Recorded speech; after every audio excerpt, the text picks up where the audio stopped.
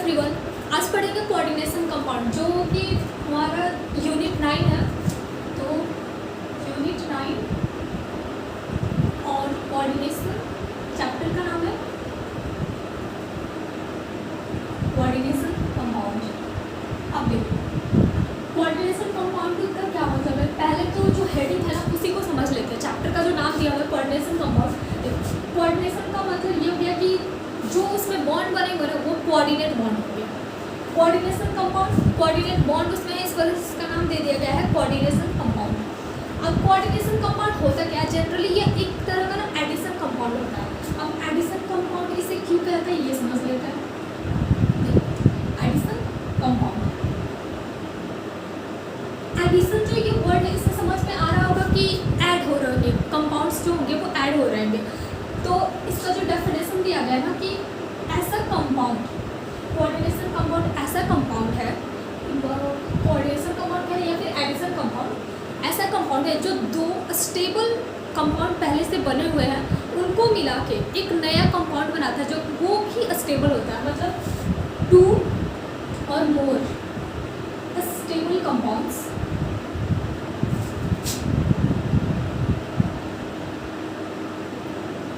मिलके फॉर्म करते हैं एडिशन कंपाउंड। अब देखो जब दो या दो से अधिक कंपाउंड्स जो थे वो दूसरा कंपाउंड बना रहे हैं ना, तो दो तरह के कंपाउंड मिले। दो तरह के कंपाउंड जो अलग अलग मतलब जो उनका स्ट्रक्चर था या फिर कह लें उसका ओवरऑल जो प्रॉपर्टी था वो डिफरेंट थे। तो इसको दो कैटेगरी में बांट दिया था। पहले वाले को नाम दिया गया डबल सॉल्ट।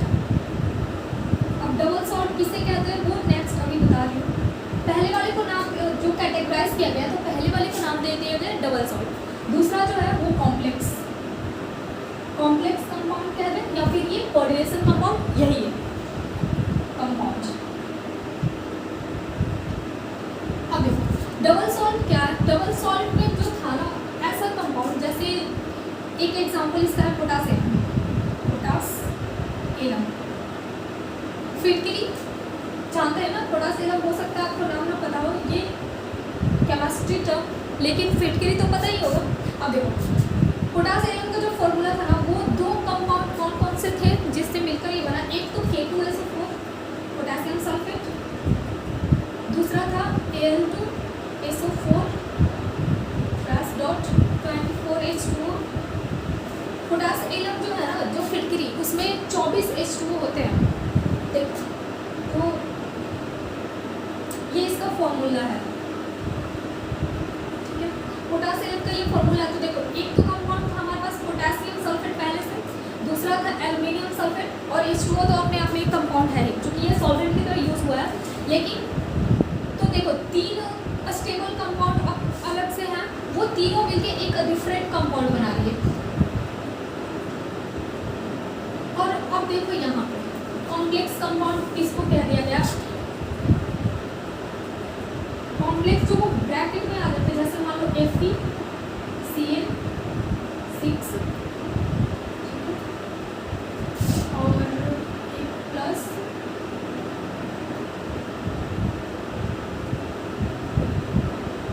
K2SO4 है। इसका एग्जाम्पल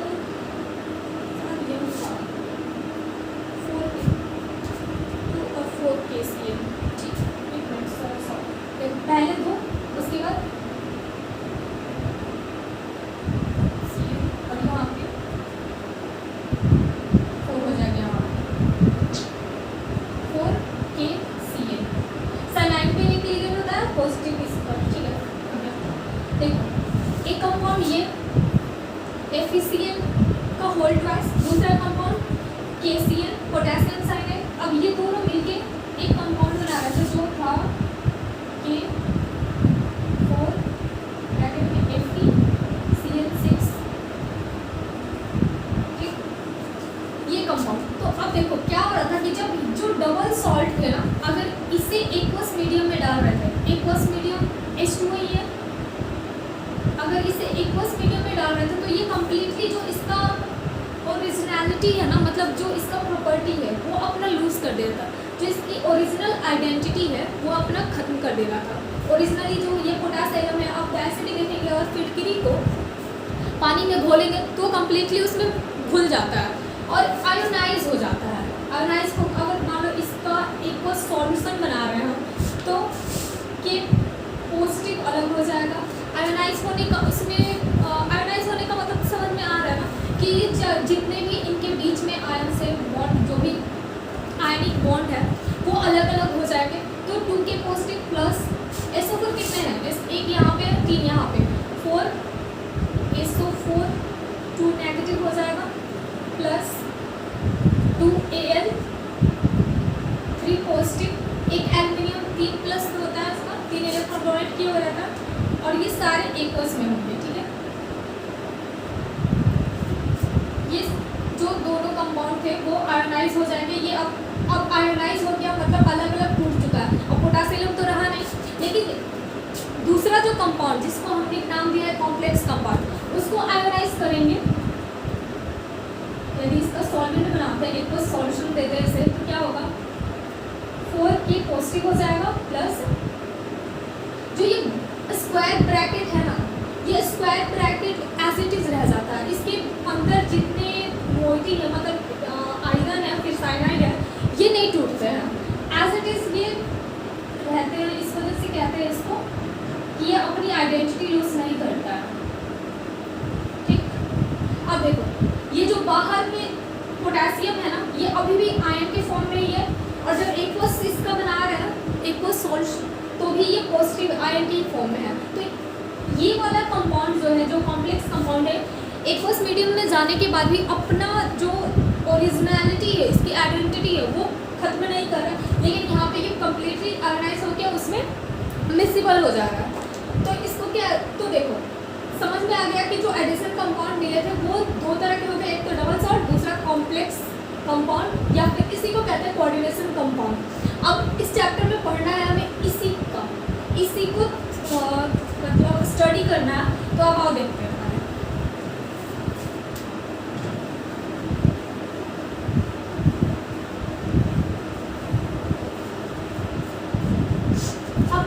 कंपाउंड को पहले लिख लेती हूँ यहाँ पे K4FeCl6।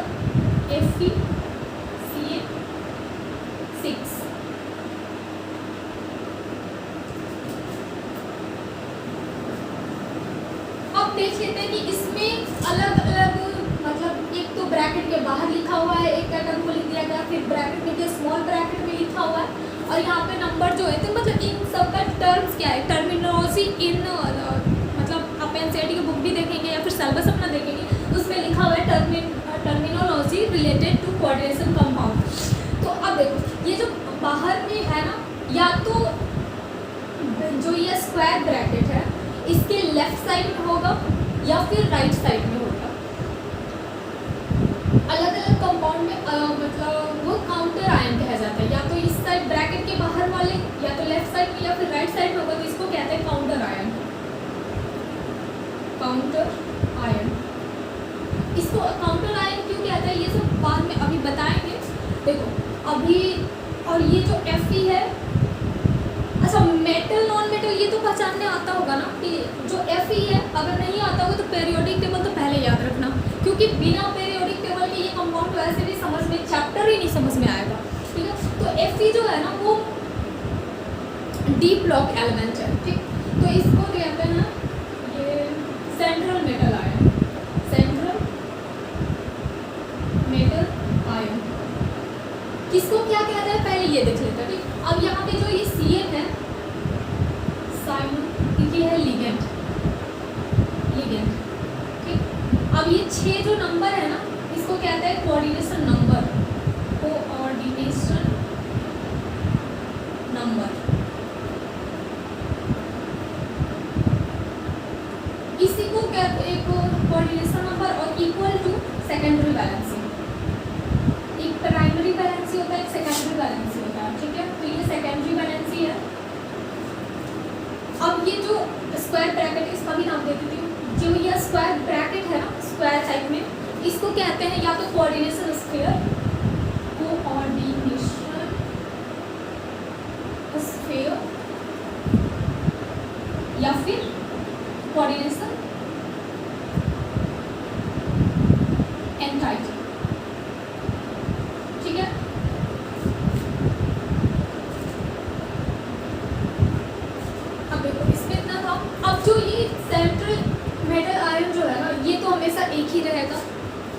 कोऑर्डिनेशन कंपाउंड जिसमें बना होगा अभी।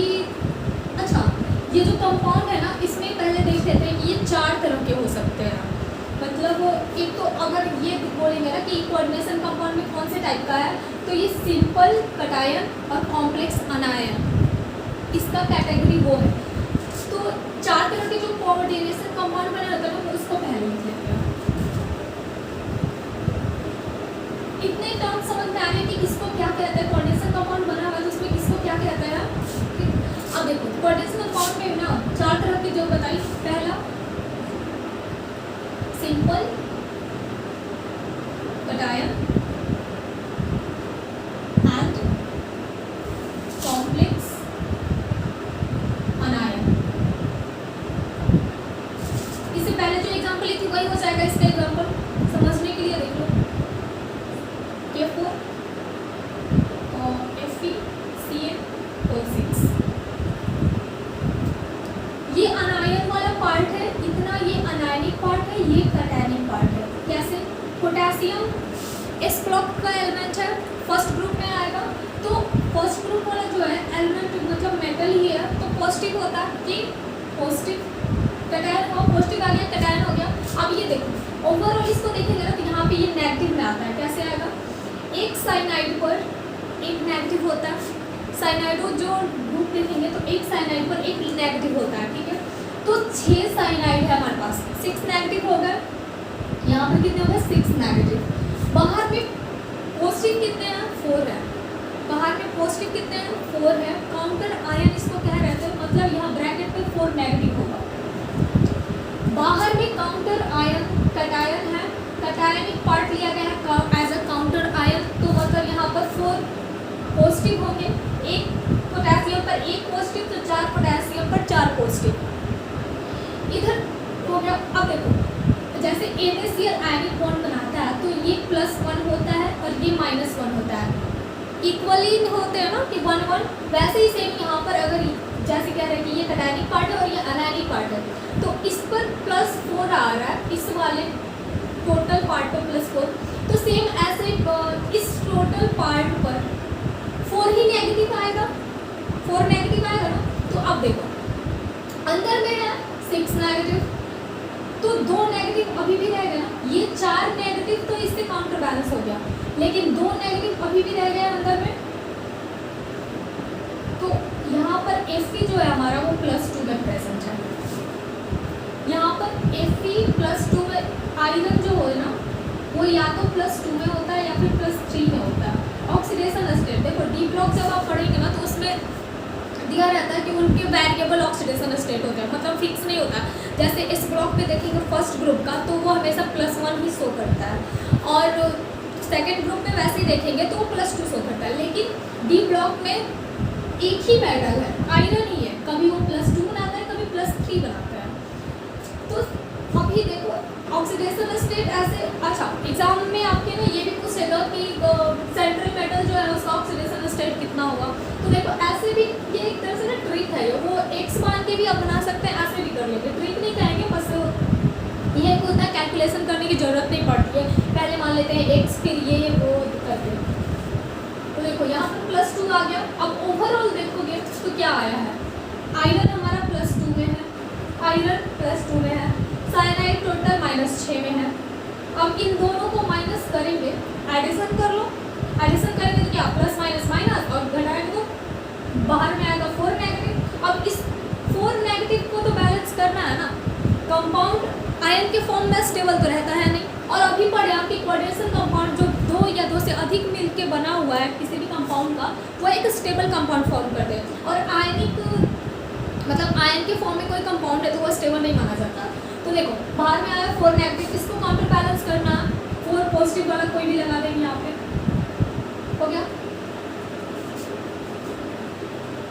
अब एक चीज और ध्यान रखना हमेशा कि जो कैटायन होगा ना वो हमेशा इस ब्रैकेट के लेफ्ट साइड में लिखेंगे ऑलवेज। और जो अगर मान लो यहाँ पर 4 नेगेटिव जो है, मान लो 4 पॉजिटिव आया हो, ऐसा कंपाउंड मिलेंगे आपको कि बाहर में मान लो यहाँ पर 4 पॉजिटिव आ जाए तो क्या करेंगे, और 4 पॉजिटिव है, इसको पॉजिटिव से काउंटर बैलेंस तो कर नहीं सकते, इसके लिए तो अब नेगेटिव चाहिए। तो नेगेटिव को मतलब मतलब जो अनायनिक पार्ट लिखेंगे वो इधर लिखेंगे।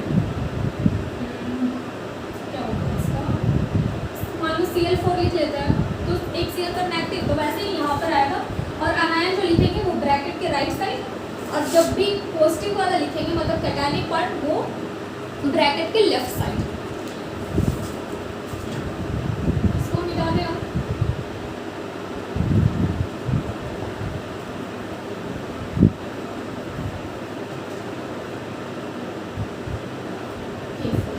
देखो पहला तो ये टाइप हुआ, दूसरा है इस पर कॉम्प्लेक्स कटायन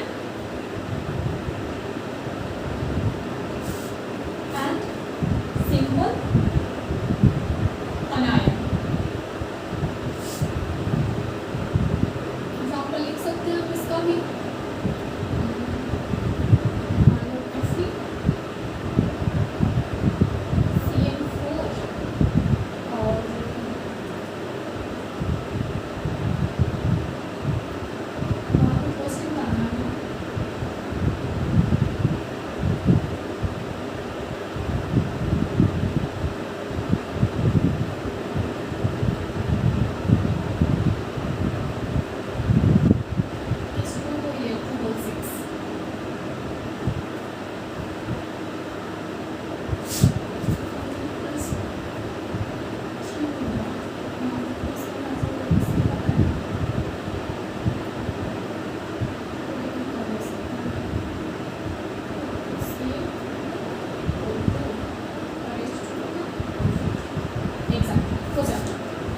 देखो अगर इस तरह का कोई कंपाउंड हो, मुझे नहीं पता ये कंपाउंड स्टेबल है या नहीं है, समझाने के लिए बता दियो ठीक। इस तरह के एग्जांपल आपको मिल जाएंगे जो ब्रैकेट के बाहर में यहाँ पर पॉजिटिव आ जाएगा। तो देखो अगर यहाँ पे साइनाइड -2 में है, H2O जो है ना वो न्यूट्रल लिगेंड है। अभी आप लिगेंड के बारे में बताऊंगी तो समझ में आ जाएगा कि कौन सा न्यूट्रल लिगेंड है, कौन सा नेगेटिव चार्ज वाला है, जब क्लासिफिकेशन लिगेंड का पढ़ाएंगे तब। देखो एक तो ये -2 हो गया, अगर मान लो यहाँ पर आयरन जो है वो +3 में होगा तो और यहाँ पर तो 0 है, इस H2 पे तो कोई चार्ज ही नहीं होता।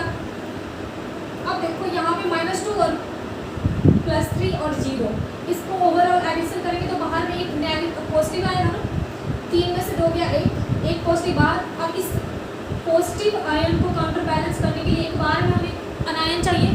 अनायन वाला पार्ट अभी बताइए कि ब्रैकेट के लेफ्ट साइड लिखते हैं। अब क्लोरीन जो है, क्लोरीन एक नेगेटिव होता है इसके ऊपर,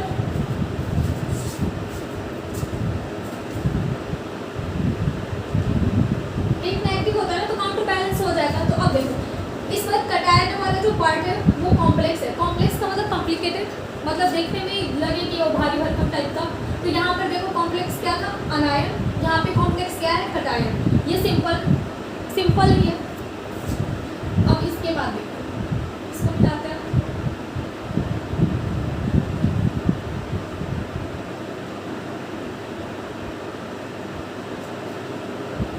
अच्छा मेटल जो लिखते हैं ना, इसको एक बात तो आप लोग को पता होगा ना, जनरली क्लास में स्टूडेंट्स जो आ रहे हैं वो गलती क्या कर रहे हैं। देखो कोबाल्ट जब लिखना होता है कोबाल्ट किसी मेटल का, तो पहला वाला जो लेटर होता है वो कैपिटल होता है, सेकेंड वाला जो लेटर होता है वो स्मॉल लिखते हैं। अब मान लो CO ऐसे है, और कार्बोनिल को भी तो CO ही लिखते हैं ना ऐसे। कोबाल्ट बोलती हूँ लिखने के लिए तो वो ऐसे लिखते हैं। अब बताओ इसको क्या पढ़ेंगे, कोबाल्ट या कार्बोनिल? इस चीज़ को कई बार उनको समझा रही हूँ कि पहले देखो स्मॉल होना चाहिए। स्मॉल होने का मतलब ही ये है कि पहला वाला कैपिटल समझ में आए कि नहीं कोबाल्ट लिखा हुआ है। अब जाके सामने मान लो एग्जाम में लिख के आए, अब जाके थोड़ी ना बताएंगे कि नहीं मैंने कोबाल्ट लिखा है, आपने कार्बोनिल कैसे समझ लिया। तो लिखने का तरीका है वो तो ध्यान में रखो कम से कम माइंड में। तो देखो एक तो ये कोबाल्ट हो गया, ये कार्बन है, ये कार्बन हो गया और ये ऑक्सीजन हो गया। अब सेम कोबाल्ट को भी ऐसे लिखोगे तो सामने वाला तो ये समझेगा ना कि ये कार्बन है और ये ऑक्सीजन है। लिखना था कोबाल्ट मेटल डी ब्लॉक का, लेकिन लिख दिया गया ऐसे। तो ये चीज़ हमेशा ध्यान में रखना कि मेटल लिख रहे हो आप, जो जिसमें मतलब 2 लेटर आ रहा है तो पहला वाला कैपिटल लिखो और सेकंड वाला ना स्मॉल लिखो, वरना गलत ही होगा। ये काफ़ी टाइम तक लोग गलत करते रहते हैं, इवन MSc कर कुछ लोग खुद देखी हो, मतलब MSc पास कर गई पर देखा है मैंने इसमें ऐसे ही लिखते हैं। टाइप जो आएगा वो कॉम्प्लेक्स कैटायन एंड कॉम्प्लेक्स अनायन। ठीक है, अब कॉम्प्लेक्स अनायन कैटायन में मान लो इसका एग्जांपल देख ही लेते हैं क्या है, क्योंकि मुझे याद नहीं है इसका एग्जांपल।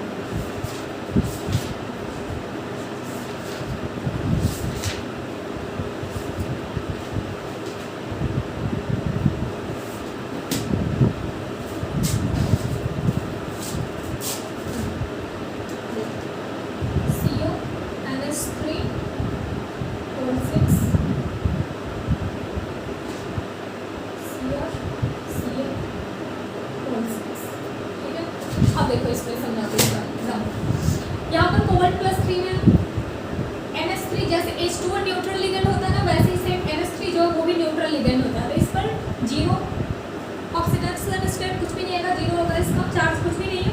तो ओवरऑल ब्रैकेट की बाहर देखिए यहाँ पर +3 आ रहा है ना। अगर यहाँ देखेंगे आप तो साइनाइड पर देखो, एक साइनाइड पे एक नेगेटिव होता है, 6 है, 6 नेगेटिव, ये प्लस क्रोमियम यहाँ पे +3 है।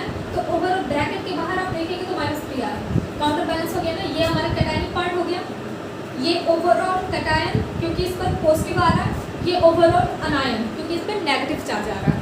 तो कैटायनिक वाला पार्ट भी कॉम्प्लेक्स है और ये अनायनिक वाला पार्ट भी कॉम्प्लेक्स है। तो एक तरह का ये कोऑर्डिनेशन कंपाउंड हो गया।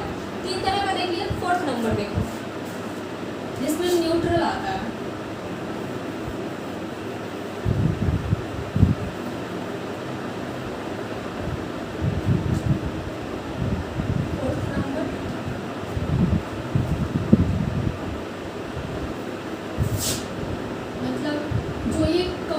कैटायन होगा और अनायन होगा, इसमें कोई चार्ज ही नहीं आएगा। लिख सकते हैं ना neutral compound, neutral compound, complex compound. इसका एग्जांपल यदि लिखना हो तो देखो, मेटल कार्बोनेट्स जितने होते हैं ना, मेटल कार्बोनेट्स वो सारे न्यूट्रल होते हैं। एग्जांपल के लिए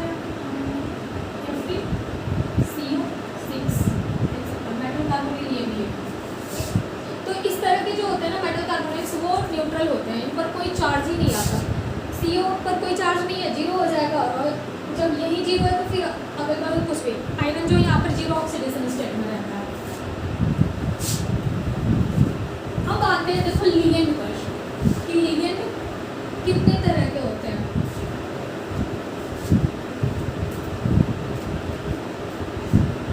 पहले ये समझते हैं कि लिगेंड होता क्या है। लिगेंड का डेफिनेशन यदि कोई पूछे तो लिगेंड ऐसा कंपाउंड कह ले, उसको एटम कहो, मॉलिक्यूल कहो, ठीक, तो ऐसा एटम, आयन या फिर molecule which are capable to donate a pair of electron. यदि कोई भी स्पेसिस जो एटम, वो एटम भी हो सकता है, आयन भी हो सकता है और मॉलिक्यूल भी हो सकता है। अगर वो अब एक पेयर ऑफ इलेक्ट्रॉन, एक पेयर ऑफ इलेक्ट्रॉन का क्या मतलब कि 2 इलेक्ट्रॉन डोनेट करने की कैपेसिटी रखता है, कम से कम एक पेयर डोनेट करे हो तो उसको कहते हैं लिगेंड। एक से ज़्यादा भी कर सकता है। ये हो गया इसका डेफिनेशन। अब ये जो लिगेंड है ना, इसको 2 बेस पे क्लासिफाई किया गया है। एक तो इसे आयन के बेस पे क्लासिफाई कर सकते हैं, मतलब classified on the basis of ions, या चार्ज क्या है, on the basis of charge.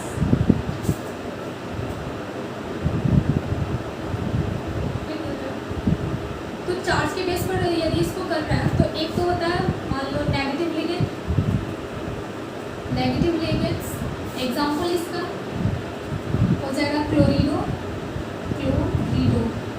या फिर इसी को कहते हैं chloro, Cl negative, cyano, Cn negative. जिस पर आ गया वो नेगेटिव लिगेंड होता है। अब Cl जो है क्लोरीन, ये जो नेगेटिव लिखा हुआ है ना, इसका मतलब यहाँ पे 2 इलेक्ट्रॉन है, ये मतलब डोनेट कर सकता है किसी भी मेटल। अच्छा, जो ये कोऑर्डिनेशन बॉन्ड बन रहा है ना, एक चीज़ ये नहीं बताया ये किसके बीच में बनता है। सेंट्रल मेटल जैसे था, कोई मेटल को N से डिनोट कर देती हूँ। अच्छा पहले इसको बता देती हूँ, उसके बी में आ जाएगा तुम्हारा positive ligand, positive ligands. Example nitronium ion लिख सकते हैं NO2 पॉजिटिव, इसको कहते हैं नाइट्रोनियम आयन। अब देखो जो नेगेटिव लिगेंड्स होंगे ना, मतलब जिनके पास ऊपर में नेगेटिव लिखा होगा, नेगेटिव चार्ज होगा, उसकी लास्ट में ना जब नेमिंग करेंगे तो O लगा देना है। जैसे इसका क्लोराइड नाम है ना, अगर Cl नेगेटिव को देखेंगे तो क्लोराइड नाम है, लास्ट में बस क्या करना है कि O लगा देना, क्लोरीनो हो जाएगा। यहाँ पे साइनाइड नाम है, इसका साइनो कर देंगे। नेमिंग के टाइम पे ऐसे ही करते हैं, जब कॉम्प्लेक्स कंपाउंड का आप नोमेनक्लेचर करेंगे तो ये आएगा। तो इसके लिए लास्ट में क्या करना है हमें, मतलब जो सफिक्स लगाएंगे वो O लगा देना है। पॉजिटिव के लिए जो सफिक्स लगाएंगे हम वो EM लगा देना। सफिक्स और प्रेफिक्स समझ में आता है ना, प्रेफिक्स वो होता है जो नाम के पहले अगर लगे तो प्रेफिक्स कहते हैं, और नाम के बाद में लगे तो उसको सफिक्स कहते हैं। ये नाइट्रोनियम आ गया, आयन हो गया। एक और लिखा देते हैं हाइड्रोजीनियम आयन। हाइड्रोजन होता है ना NH2 NH2, ये हाइड्रोजन है लेकिन हमें पॉजिटिव वाला चाहिए।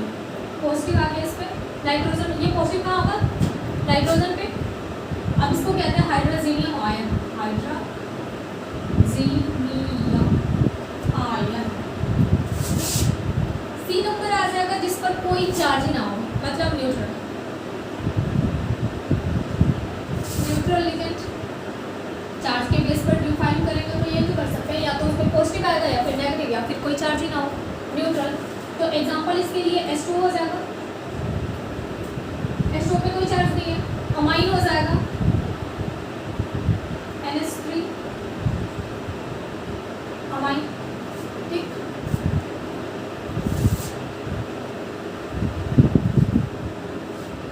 अब दूसरा, एक तो चार्ज के बेस पे इसको क्लासिफाई कर लिए, दूसरा करते हैं इसके डेंसिटी के बेस पे। दूसरा जो इसका क्लासिफिकेशन होता है लिगेंड का वो डेंसिटी। अब डेंसिटी क्या होता है, चार्ज तो पता है हमें कि वो प्लस साइन और माइनस साइन कर देंगे तो वो चार्ज होता है, लेकिन डेंसिटी क्या होता है, 1 मिनट का सब रुक जाओ।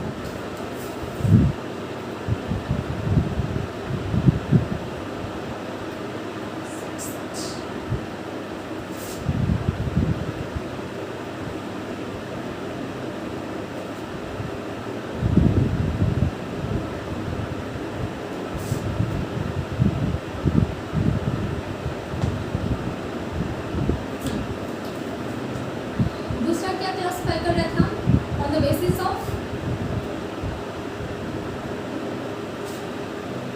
डेंसिटी। अब ये डेंसिटी वर्ड जो आ रहा है, ये डेंसिटी का मतलब क्या है, जो ये एटम आयन मॉलिक्यूल कह रहे हैं ना, उसमें कितने डोनर एटम प्रेजेंट है, मतलब number of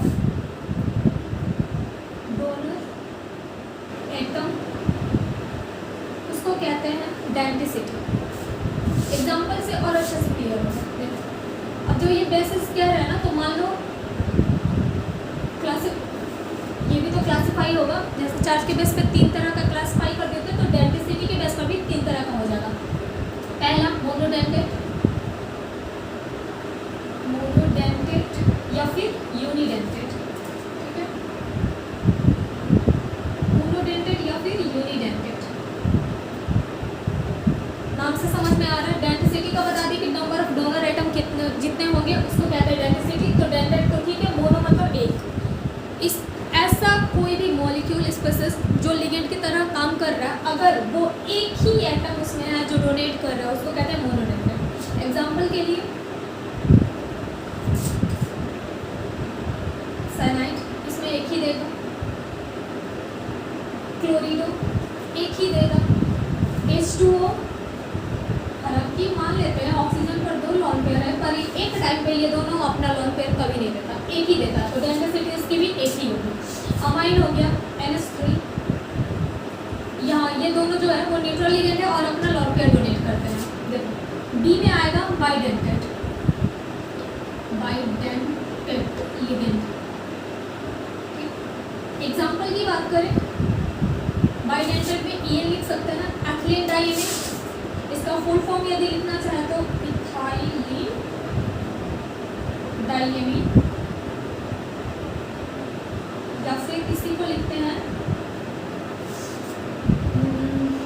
ethane 1,2 diamine.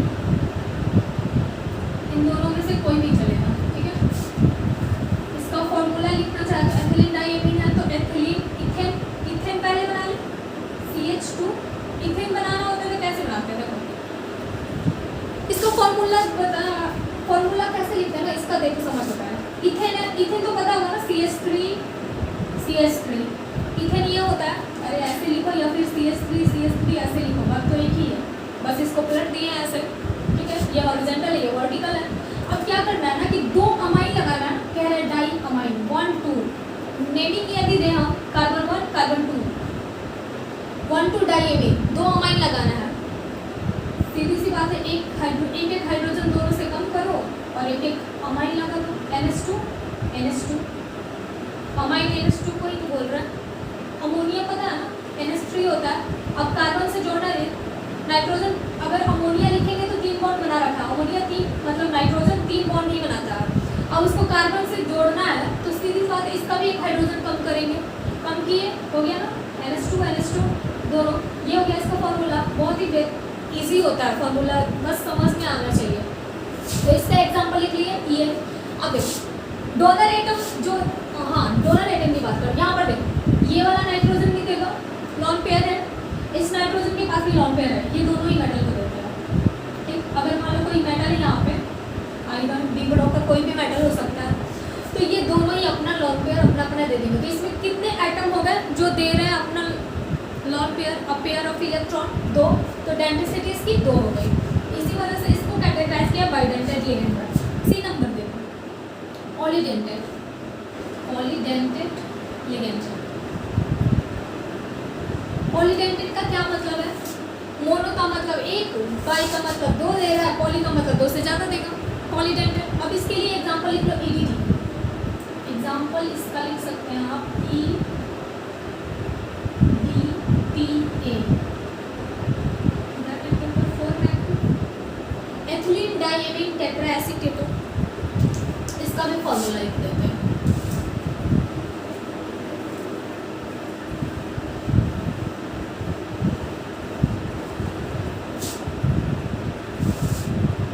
EDTA को क्या कहा हमने, EDTA फॉर्मेलिटी, नाम से समझना है। लिखा है डाइएमिन टेट्राएसीटेट। एथिलीन के लिए बना ले इथेन, मिटाने से पहले यहाँ से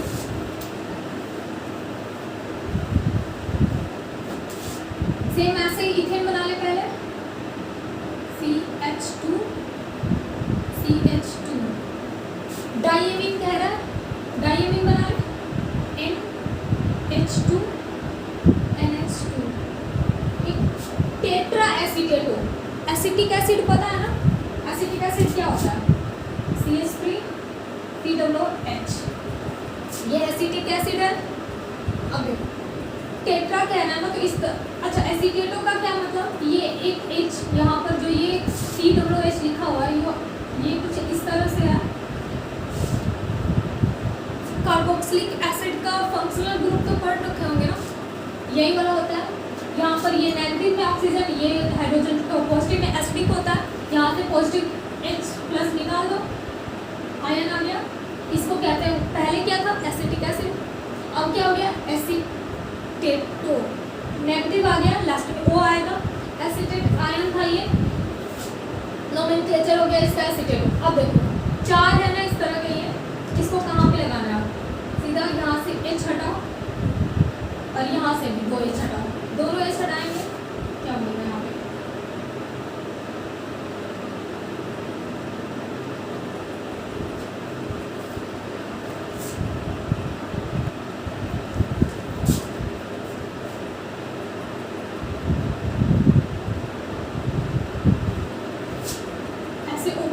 भी लिखो या फिर यहीं पे CH2 COO नेगेटिव लिख देते हैं। अच्छा देखो यहाँ पर ये मीथेन मतलब मिथाइल है CH3, अब कार्बन से ये जुड़ेगा नाइट्रोजन के साथ, तो एक हाइड्रोजन यहाँ से भी कम करेंगे, एक बॉन्ड कम करेंगे तब तो जाके ये नाइट्रोजन के साथ बॉन्ड बनाएगा। तो एक तो ये हो गया एसीटेटो ग्रुप, दूसरा एसीटेटो ग्रुप इसका फिर हो जाएगा CH2 COO नेगेटिव, सेम वैसे ही CH2 COO negative and again CH2 COO negative. Nitrogen के पास तो लॉन पेयर यूनिवर्सल ट्रूथ है कि रहेगा ही रहेगा। अब यहाँ पे डोनर एटम देख लो कितने हैं, ये एक बार में 6 डोनेट कर रहा है, 4 तो ये ऑक्सीजन मतलब एसीटेट वाला पार्ट और 2 नाइट्रोजन, तो मोर देन 2 डोनर एटम्स हो गए ना इसके पास, तो इसको कहते हैं पॉलीडेंटेड लिगेंड। ये अकेले ऑक्टाहेड्रल बनाएगा, 6 हो गया, 4 को 6। हाँ तो देखो ये एग्जांपल है पॉलीडेंटेड लिगेंड का। अब इसके बाद लिगेंड का क्लासिफिकेशन देख लिया, कुछ टर्म्स और हैं रिलेटेड टू दिस कंपाउंड, उसे पहले देख लेते हैं। इसे मिटा हाँ एक और एम्बीडेंटेड लिगेंड, एम्बीडेंटेड लिगेंड। एम्बीडेंटेड लिगेंड क्या है ये देखो, ऐसा लिगेंड जिसमें एक से ज़्यादा डोनर एटम हो लेकिन बिहेव करेगा यूनिडेंटेड की तरह। एग्जांपल से समझो, ऐसे लैंग्वेज समझ में नहीं आया क्या बोल दी ना, SCN, इसको एम्बीडेंटेड लिगेंड कहते हैं। क्यों कहते हैं ना, सल्फर कितने बॉन्ड बनाता है 2, कार्बन कितने बनाता है 4, नाइट्रोजन कितने 3 बॉन्ड हो गया, एक बॉन्ड और कार्बन बनाएगा, नाइट्रोजन ने अपने 3 बॉन्ड बना लिए, कार्बन एक और बॉन्ड बनाएगा सल्फर के साथ बना लिया। सल्फर कितना बॉन्ड बनाता है 2, लेकिन बना कितना एक इलेक्ट्रॉन इसके पास रह गया, वैसे ही बाहर से एक और इलेक्ट्रॉन लेगा माइनस चार्ज। ठीक है, यहाँ पर इस वाले कंपाउंड में आप देखेंगे तो सल्फर के ऊपर एक नेगेटिव और ये नाइट्रोजन जो है इसके पास एक लॉन पेयर तो है ही, 2 इसमें डोनर एटम्स है, या तो सल्फर दे या फिर नाइट्रोजन दे। नाइट्रोजन देगा तो अपना लॉन पेयर देगा, सल्फर देगा तो ये नेगेटिव चार्ज देगा। दोनों ही पेयर ऑफ इलेक्ट्रॉन है, मतलब दोनों के पास 2 इलेक्ट्रॉन है, कोई भी एक दे सकता है, लेकिन एक टाइम पे दोनों नहीं देंगे, अलग अलग है। यहाँ सल्फर अलग एटम है, नाइट्रोजन अलग एटम है, तो इसको कहते हैं, इस तरह के जो भी लिगेंड्स होंगे उसको कहते हैं डोनर एम्बीडेंटेड लिगेंड। अगर सल्फर देगा, मतलब सल्फर यदि किसी मेटल आयन को दे रहा है, मेटल से कोऑर्डिनेट बॉन्ड बना रहा है, तो इसको कहते हैं थायो। इसका नाम है देते हैं हम थायो, लिगेंड का नाम देते हैं थायो साइनेटो। ठीक है, अगर वही ये नाइट्रोजन से जुड़ा, नाइट्रोजन देगा किसी मेटल को, उसको कहते हैं आइसो, तब इस लिगेंड का नाम चेंज हो जाता है, इसको कहते हैं आइसो थायो साइनेटो। बस आइसो लगा देना, नाम तो ये आगे आइसो लगा देना। एम्बीडेंटेड लिगेंड इसको कहते हैं। समझ में आ गया कि एम्बीडेंटेड किसको कहते हैं? ऐसा लिगेंड जिसमें डोनर एटम एक से ज़्यादा हो और अलग अलग हो, लेकिन एक टाइम पे कोई एक ही देगा, उसको कहते हैं एम्बीडेंटेड लिगेंड। एक और चीज़ देखो कि क्या था, एम्बीडेंट हो गया, हो गया, टर्न था कुछ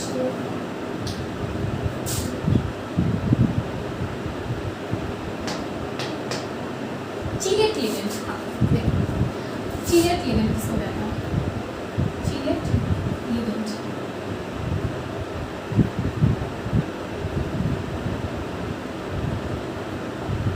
अगर कोई लिगेंड मोनोडेंटेड नहीं होगा इसमें, या तो बाइडेंटेड होगा या फिर पॉलीडेंटेड। चीलेट लिगेंड कौन से होंगे? या तो बाइडेंटेड होंगे या फिर पॉलीडेंटेड होंगे। बाइडेंटेड में क्या था हमारे पास? ये एक और है ऑक्जेलेटो, OX से डिनोट करते हैं, शॉर्ट फॉर्म OX होता है ऑक्जेलेटो का। पॉलीडेंटेड में हमें पता है EDTA, ठीक है, 2 से ज़्यादा वो होता है। अब देखो बाइडेंटेड, इसका अगर एग्जांपल लिखना चाहे तो जैसे इसका कोबाल्ट का कॉम्प्लेक्स आता है, कोबाल्ट हो गया,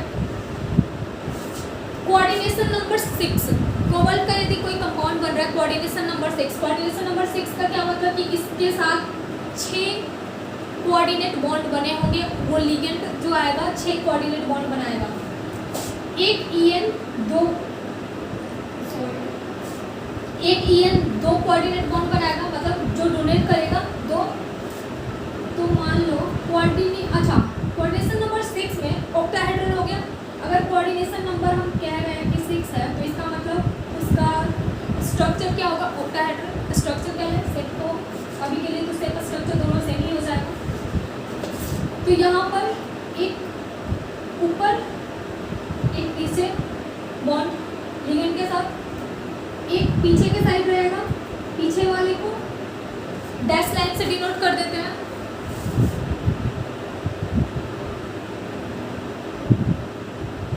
एक ये सामने जिसे वेज लाइन से डिनोट कर रहे हैं। इतना पता होगा ना, इस जो पीछे गया उसको वेज, ये डैश डैश वाला जो है ना, ये डैश लाइन कहते हैं, और ये जो सॉलिड है उसको वेज लाइन कहते हैं। तो आप देखो ऑक्टाहेड्रल ये बना दिया, क्या होगा EN अच्छा EN का तो पहले बता चुके, फुल फॉर्म भी बता दिया, उसका फॉर्मूला भी बता दिया। OX का देखो, OX होता है ऑक्जेलेट, ऑक्जेलिक एसिड पता है ना, वही है। बस यहाँ पे HH लगा देंगे ना, ये ऑक्जेलिक एसिड हो जाएगा। H हटाना है हमें ऑक्जेलिक एसिड तो चाहिए नहीं चाहिए हमें उसका आयन, तो ऑक्जेलेटो हो गया। ऑक्जेलेटो देखो ये पूरा यहाँ पे बनाऊंगी नहीं, सिर्फ OX से काम चला देते हैं, OX नेम देखिए इसका ऑक्जेलेटो, ठीक है, हो गया। अभी ये जो OX है बॉन्ड कैसे बनाएगा, एक मान लो ये चारों जो है वो प्लेन में है, मान लो ये चारों प्लेन में है, तो ये एक ऊपर एक नीचे, ऊपर वाला एक बार पीछे से बॉन्ड बना दिया यहाँ पे, ये डोनर एटम यहाँ से कोऑर्डिनेशन बॉन्ड, एक बाइडेंटेड है, दो कोऑर्डिनेशन बॉन्ड बनाएगा ऊपर, और ये बैक साइड। दूसरा देखो यहाँ पर ऑक्सिलेटो यूज करते हैं, फ्रंट मतलब ये प्लेन में ही आएगा, और ये देखो ये बिलो साइड वाला OX, और ये फ्रंट साइड।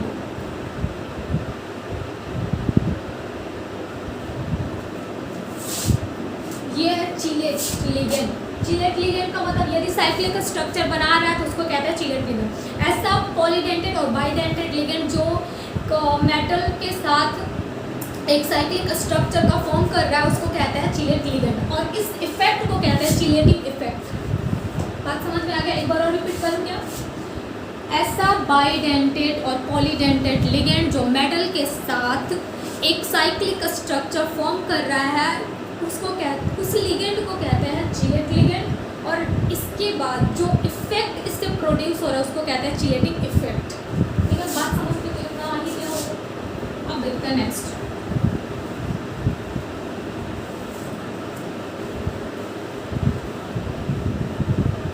नेक्स्ट क्या पढ़ना है इसमें, क्या पढ़ना था?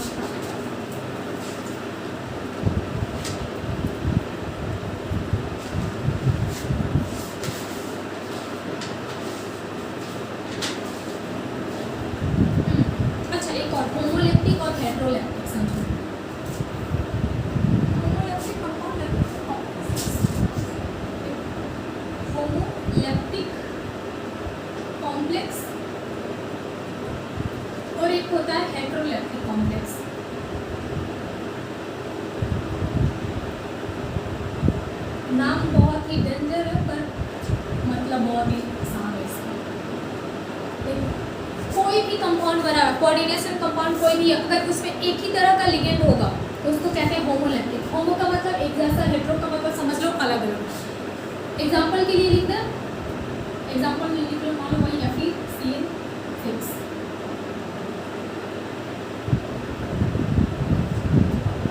लगा लो यहाँ पे। इसमें देखो लिगेंड एक ही तरह का है ना, only one type of ligand.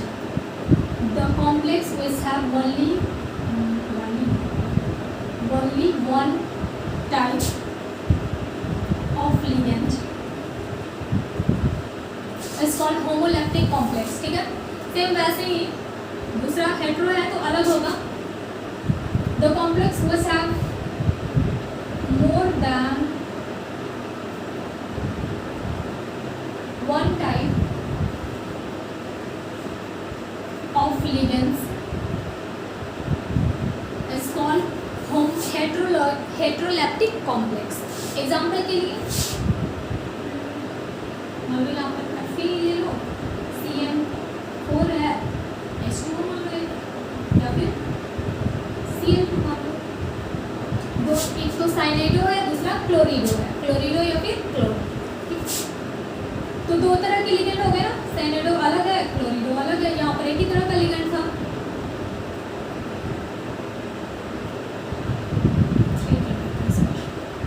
+3 में, यहाँ पर +2 में आ जाएगा, यहाँ पे +3 में आएगा। समझ आ गया होमोलैप्टिक और हेटेरोलैप्टिक का कॉन्सेप्ट। अब दूसरा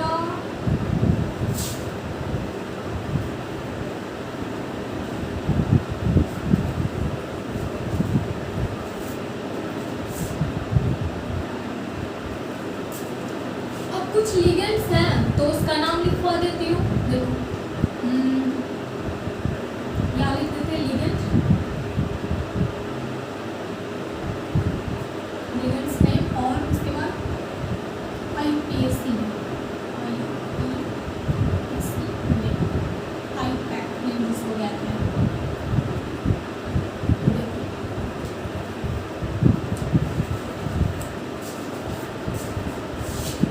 लिगेंड का यहाँ पे फॉर्मूला लिखेंगे, ठीक है। लिगेंड का फॉर्मूला होगा ये और लिगेंड का IUPAC नेम होगा आगे। तो लिगेंड छोड़ो, इसको लिखते हैं फॉर्मूला।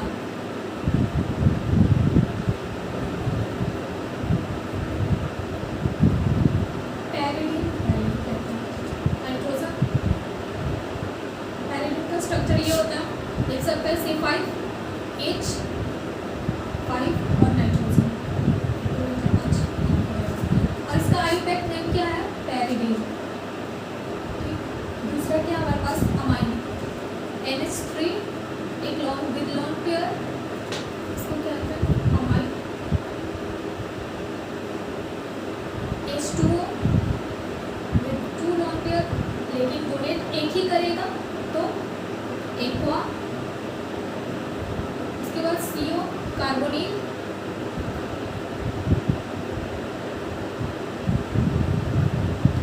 RNH2 अल्काइल अमाइन, ठीक है, अल्काइल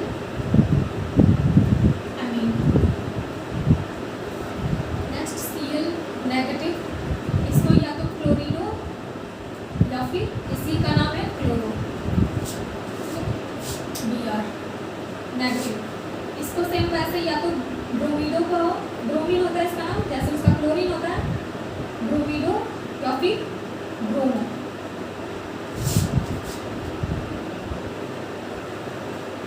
यहाँ पे फिर फॉर्मूला लिख देते हैं और IUPAC नेम, ठीक है। तो ब्रोमीन के बाद साइनाइड, Cl नेगेटिव, साइनो या फिर साइनेडो, ठीक है। CO3 नेगेटिव, इसको कार्बोनेट को कहते हैं। नेक्स्ट है NO nitroso, NO nitro CO, NO2 negative, nitrito, nitrito, ठीक है। फिर से NO2 नेगेटिव होगा, ये होता है नाइट्राइट्रो O। देखो इसमें डिफरेंस क्या है, जैसे वो बता रही थी ना कि एम्बीडेंटेड लिगेंड, ये भी एम्बीडेंटेड लिगेंड का ही टाइप है।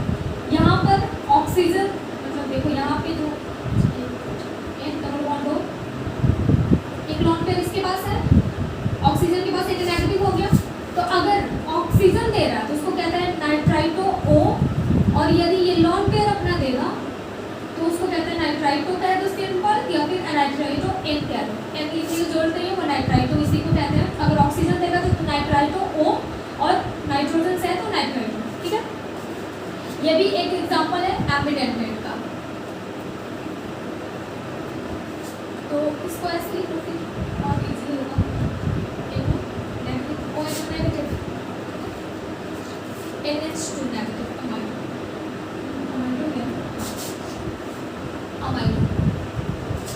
Next OH negative hydroxyl, hydroxyl group होता है ये। जब वो ऑर्गेनिक में पढ़ेंगे तो इसका हाइड्रोक्सिल ग्रुप OH का हाइड्रोक्सिल ग्रुप रहता है ना, तो ये हाइड्रोक्सिल हो गया। नेगेटिव को लास्ट में वो लगा दिया। फिर से आ गया हमारा एमिडेटर लिगेंड HCN है, तो अगर S देगा तो उसको कहते हैं थायो साइनेटो। अगर वही नाइट्रोजन देगा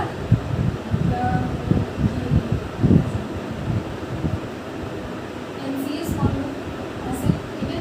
अगर नाइट्रोजन देगा तो आइसो थायो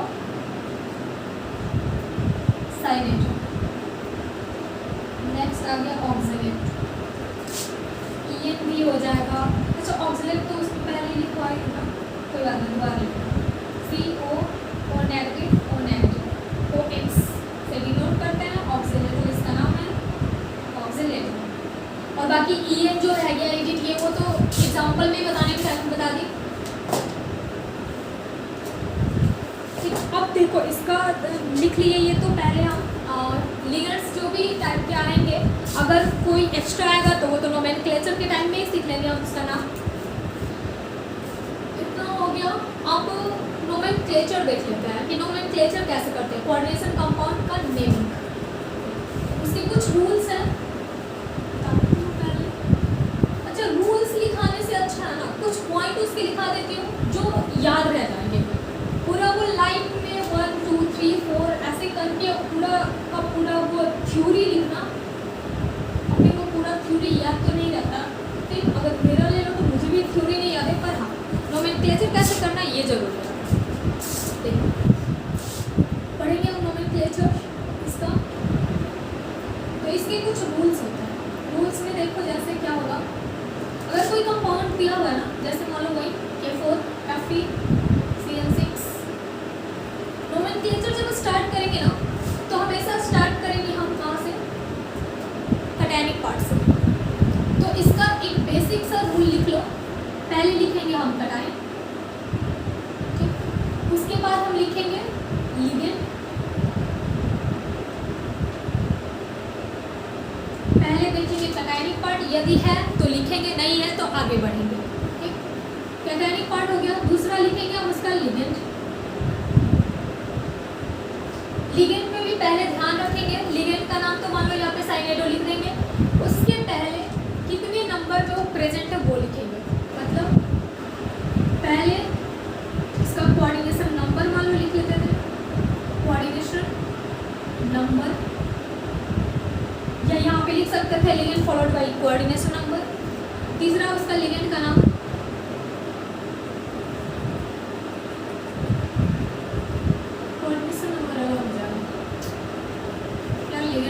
बस इतना ध्यान में रखना कि जितना लिगेंड प्रेजेंट होता है ना वहाँ पे वो टेट्रा बाई डाई कर देना, ठीक है। नेमिंग का भी सीखेंगे तो उसमें भी पता चलेगा। उसके बाद लिगेंड लिखेंगे। तीसरा सेंट्रल मेटल आयन जो है, सेंट्रल मेटल आयन। फोर्थ में इस मेटल आयन का ऑक्सीडेशन स्टेट ऑफ मेटल।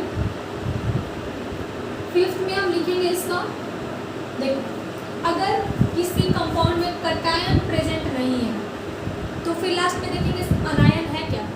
अगर अनायन हुआ तो अनायनिक वाला पार्ट लिखेंगे। समझ में आ गया। रूल यही फॉलो करना है, डायरेक्ट इधर से उधर कूदना नहीं कि पहले 3 लिख लिए 3 नंबर, फिर 2 फिर 1 ऐसे करके कुछ नहीं, सीरियल वाइज चलना है। अगर इसका नाम लिखने की हम देखें तो क्या लिखेंगे, पोटेशियम। एक चीज़ और, जो काउंटर आयन्स होते हैं ना उसको नहीं लिखते कि 4 है तो टेट्रा लिखो, ये टेट्रा बाई डाई ये सब सिर्फ ना इसके लिए यूज होगा, लिगेंड के लिए। अच्छा लिगेंड में एक और चीज़ ध्यान रखना, अगर लिगेंड मोनोडेंटेड है तो उसके लिए यूज करते हैं, मोनो तो लिखेंगे नहीं, एक है तो एक ऐसे लिख देंगे, बाई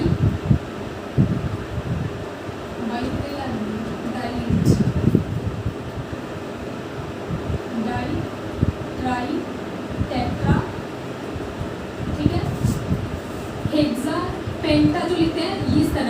और यदि वो EN टाइप OX टाइप का होगा ना, चिलेट लिगेंड टाइप का, तो उसको उसके लिए यूज करते हैं बीस, ट्रीस, टेट्राइस, टेट्राइस, ठीक है, ये यूज करते हैं। ये चीज ध्यान रखना, मोनोटेंटेड जो होंगे वो नॉर्मल वाले जो लिगेंड होंगे उसके लिए डाई, ट्राई, पेंट्रा, हेक्सा। शायद यहाँ पे डाई नहीं बाई यूज करते हैं, ये बाई और डाई में कंफ्यूजन बढ़ रहा है।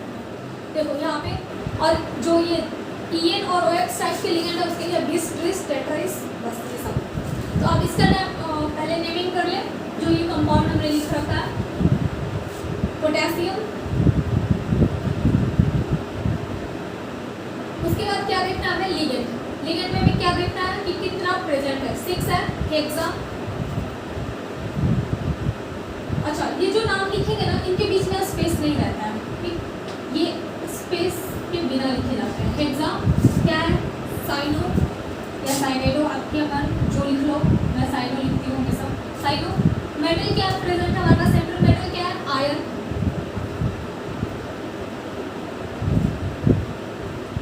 आयरन है,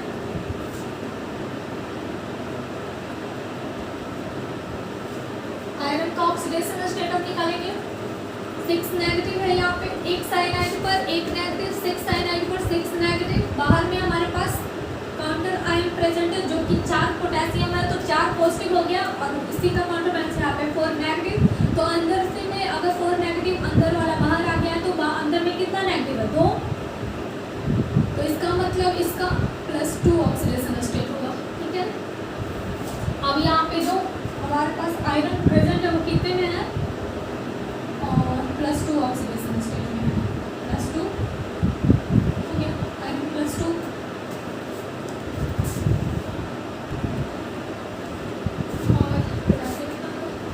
एक चीज गलत कर दी, देखो, अगर ये जो अनायन पार्ट है ना, अगर कॉम्प्लेक्स के ऊपर नेगेटिव आ जा रहा है ना, तो उसके लास्ट में एक चीज और ये रूल में ऐड करना, जो सेंट्रल मेटल है अगर इसमें कॉम्प्लेक्स के ऊपर नेगेटिव चार्ज आएगा तो उसके लिए सफिक्स ऐड हो जाता है उसमें 8, ठीक है, 8 जोड़ देते हैं। तो आयरन का आयरन यहाँ पे नहीं लिखेंगे क्योंकि नेगेटिव आया ना इसके ऊपर, तो इसका लिखेंगे फेरेट,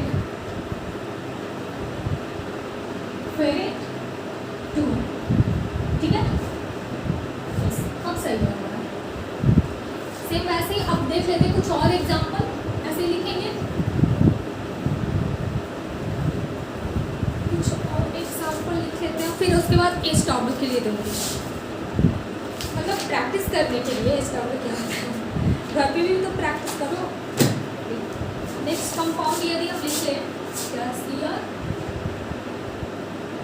NH3 और 3H2O 3Cl3।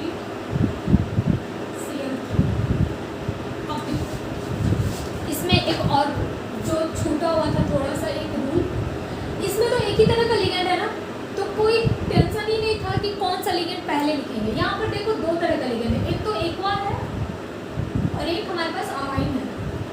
अब इन दोनों में से पहले कौन सा लिखेंगे, देखो पहले क्या लिखना था, नेमिंग के लिए पहला रूल हम क्या देख रहे थे कि जो कटायन होगा उसको पहले लिखेंगे। इस वाले कंपाउंड में कटायन तो है ही नहीं, छोड़ देते हैं। दूसरा चलते हैं लिगेंड पर, 2 तरह के लिगेंड आ गए, एक्वा और अमाइन। इनमें से पहले कौन सा लिखेंगे, अल्फ़ाबेटिकल चेक कर लेंगे। अल्फ़ाबेटिकल में अगर देखो स्टार्टिंग में तो AA दोनों का सेम है, नेक्स्ट चेक करते हैं, M है, Q है। अब M पहले आएगा कि Q आएगा, M आएगा पहले, तो अमाइन वाले को पहले लिखेंगे। हमारे पास कटायनिक पार्ट नहीं है, अब लिगेंड है, तो लिगेंड कितना है, ट्राई, लिख सकते हैं यहाँ पे ट्राई अमाइन। उसके बाद लिगेंड कौन सा, ट्राई एक्वा। इसके बाद मेटल लिखते हैं, मेटल क्रोमियम है हमारे पास, क्रोमियम। ऑक्सीडेशन स्टेट की बात करें तो क्या हो जाएगा, ऑक्सीडेशन स्टेट इसका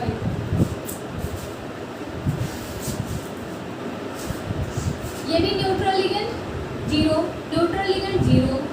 बाहर में क्या है, -3, इसका मतलब यहाँ पे +3 आया हुआ है, तो अंदर में यहाँ पे क्रोमियम का ऑक्सीडेशन स्टेट +3 है, लिख सकते हैं इसका +3 ऑक्सीडेशन स्टेट। कटायन तो दिया हुआ है, सॉरी ये दिया हुआ है, अनायन दिया है ना, ये Cl, तो लिख देंगे क्लोराइड लास्ट में, क्लोराइड। ठीक है। अच्छा एक और चीज़, ये अच्छा चीज़ है, स्टूडेंट पहले बता दें, उनका कंफ्यूजन पहले आ जाता है ना कि ये चीज़ भी कंफ्यूज हो रहा है, फिर ऑनलाइन भी बताने में इजी रह रहा है कि कहाँ पे आपको कंफ्यूजन आ सकता है। यहाँ पे जो क्लोराइड लिखी ना, इसके पहले क्या लिख रहे थे, अगर अंदर में आएगा Cl ना तो उसको लिखते हैं या तो क्लोरो या फिर क्लोरिडो, है ना।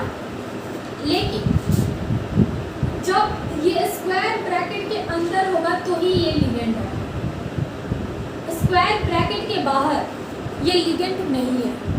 स्क्वायर ब्रैकेट के अंदर यदि है तो इसको कहेंगे कि लिगेंड है, लेकिन स्क्वायर ब्रैकेट के बाहर होगा तो इसको कहेंगे ये लिगेंड नहीं है। अगर लिगेंड नहीं है तो इसका नाम जो एज हमेशा से लिखते आते हैं क्लोराइड, क्लोराइड लिख देंगे। लिगेंड के फॉर्म में यदि उस कंपाउंड में प्रेजेंट है तो ये कहते हैं क्लोरो या फिर क्लोरिडो। लिगेंड के फॉर्म में नहीं है तो उसको क्लोराइड लिख देंगे।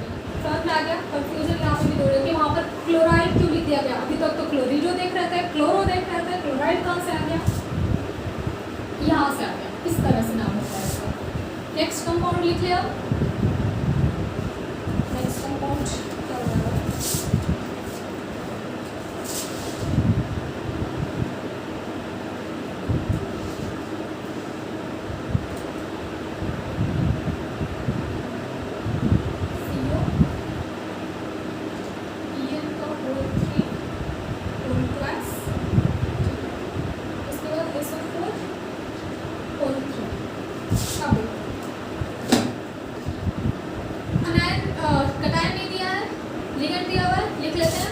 इसके लिए ट्राई तो यूज नहीं करेंगे ना, बताइए थी ना, EN, OX ये सब जो भी होते हैं बाइड एंड पॉलीडेंट लिगेंड, उसके लिए ट्रिस बेस ट्रिस यूज करते हैं। तो ट्रिस EN को क्या लिखते हैं, इथेन 1,2 डाइएमीन यामाइन, जो क्या है ब्रैकेट में डालते हैं।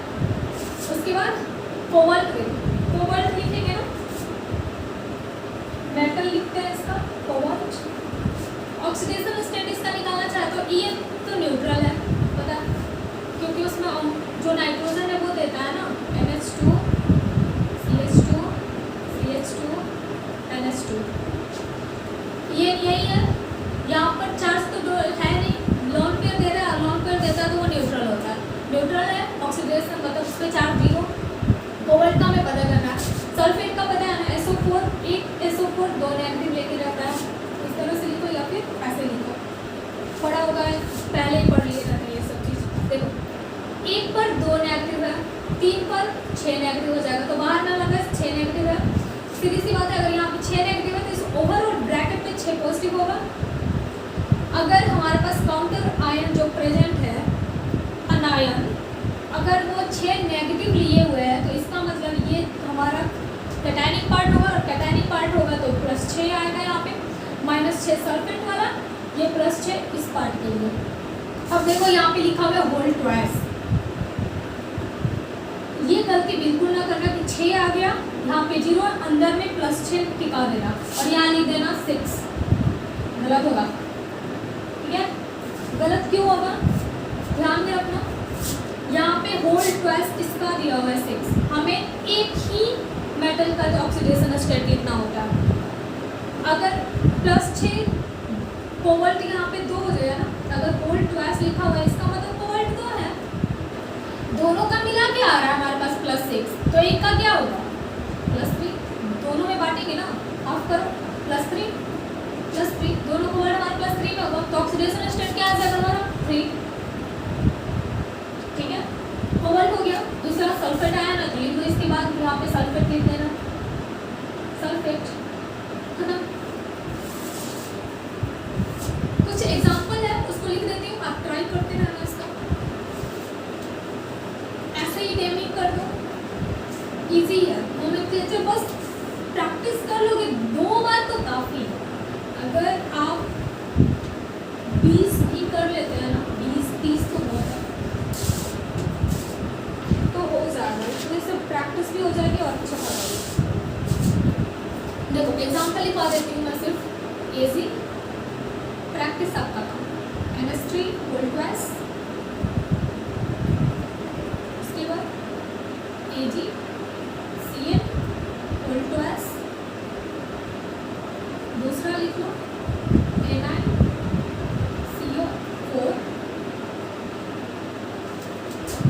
लिगेंड का नाम आपके पास है, रूल्स आपके पास आ गए।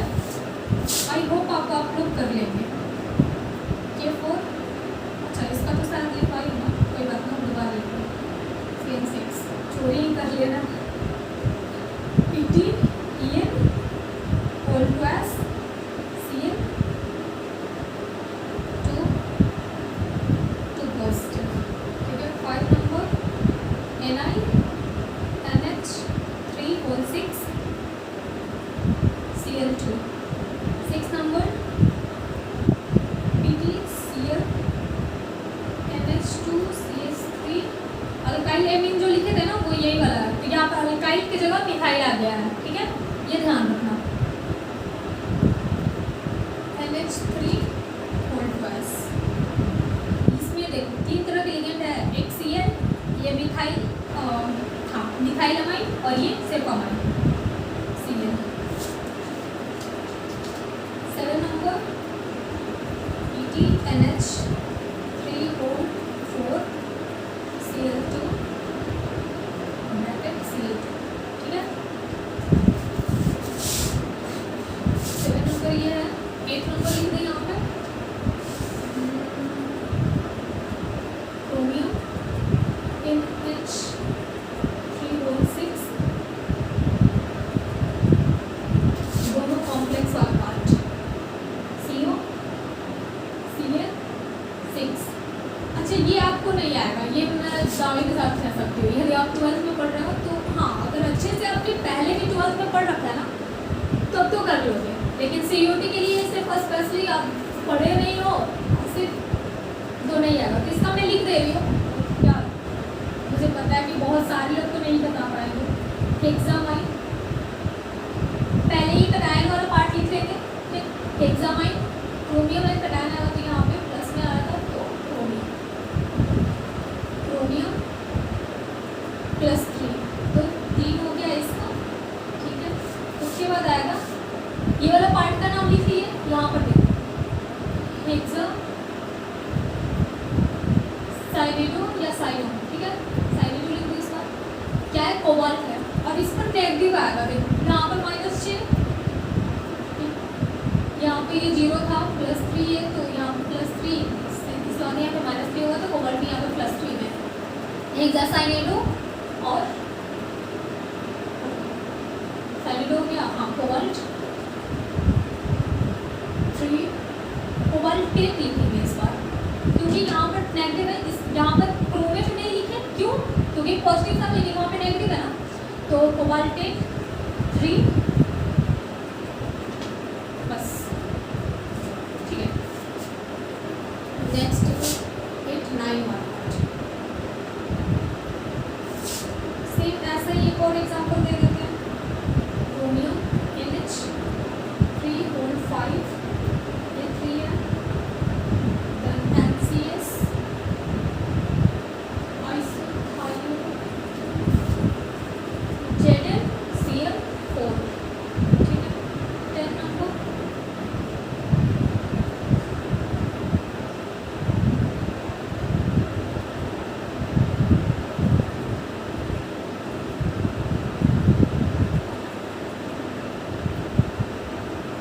इसमें और इसमें कंफ्यूज ना हो, बस यहाँ पे ऑक्सीडेशन स्टेट में अंतर आएगा, ठीक है।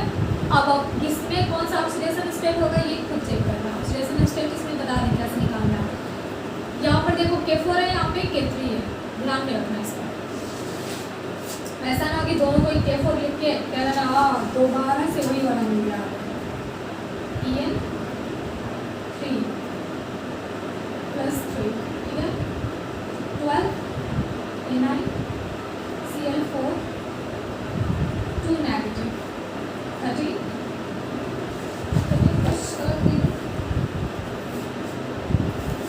ऑक्सीडेशन Cr C2O4 3 नेगेटिव, ठीक है। इतना प्रैक्टिस कर लेना आप लोग, हो जाएगा। तो अभी के लिए क्लासेस हम खत्म करते हैं। अगला जो बॉन्डिंग है ना, इसमें बॉन्डिंग का पढ़ेंगे, कोऑर्डिनेशन का जो BBT CFT वो सब उसमें पढ़ेंगे। फिर स्प्लिटिंग ऑफ d ऑर्बिटल्स ये नेक्स्ट क्लास में करेंगे। अभी के लिए ठीक है, चलो बाय।